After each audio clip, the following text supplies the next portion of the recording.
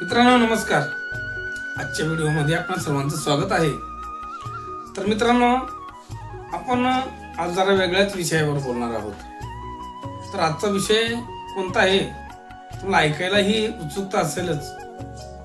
मित्रांनो, सध्या पावसाळ्याचे दिवस चालू आहेत. मध्यंतरी पावसानं दडी मारली होती आणि पाऊस अचानक कोसळू लागलेला आहे. तर मित्रांनो, पाऊस तर अचानक आता कोसळतोय खरा. मग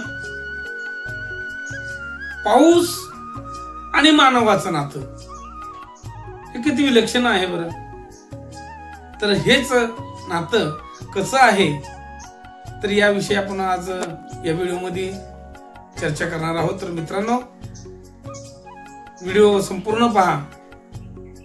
आपल्या चॅनलला लाईक करा, कमेंट करा.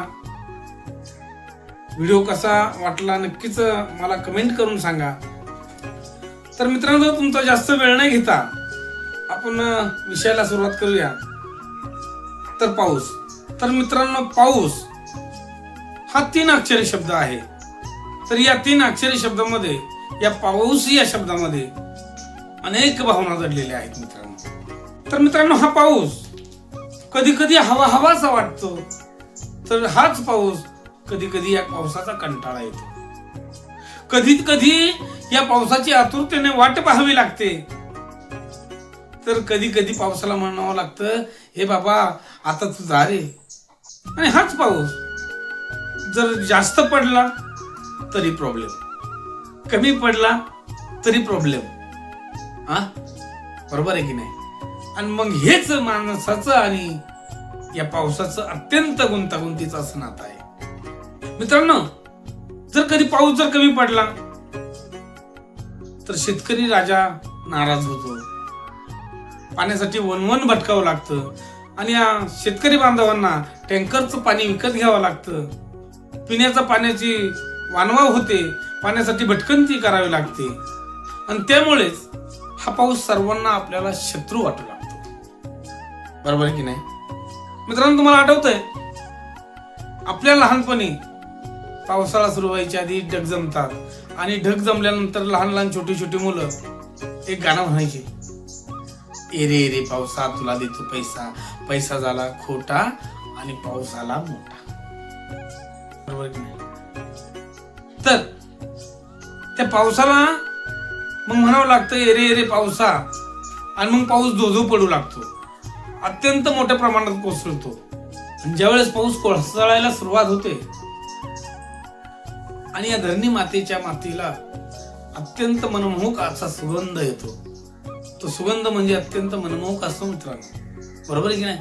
पहिल्या सरीचा आनंद एक वेगळाच आहे का नाही. त्या मातीचा सुगंध सुद्धा मनाला मोहून टाकतो.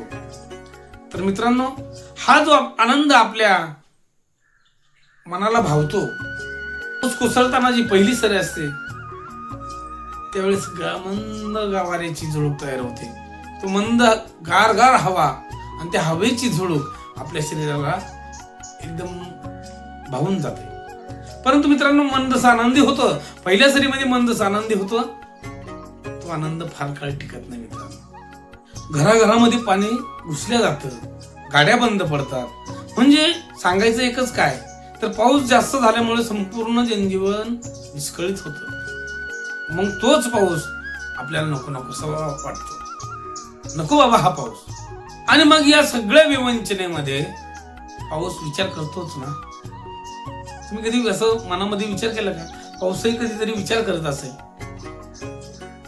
तर तो पाऊस विचार काय करत असेल. जास्त पडलो तरी तुम्हाला त्रास, कमी पडलो तरी तुम्हाला त्रास.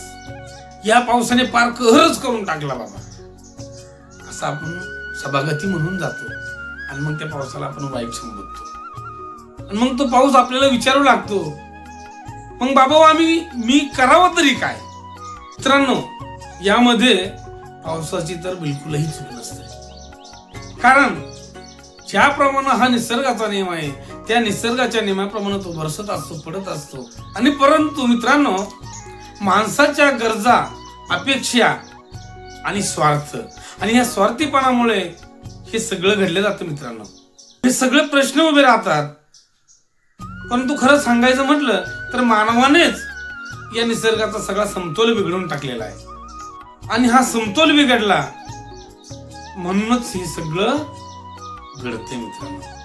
मला एक सांगू मित्रांनो, या पावसावरती राग काढण्यापेक्षा आपण जर निसर्गाला जुळवून घेतलं, निसर्गाला समजून जर घेतलं तर हे योग्य होणार नाही का बरं? पाऊस म्हणजे तो निसर्गाचा एक भाग आहे. आणि मग हा निसर्गाचा एक भाग असल्या कारणानं त्याच्याशी जुळवून घेणं, त्याच्याशी मिळवून घेणं, त्याला समजून घेणं यातच मानवाचं शहाणपण आहे.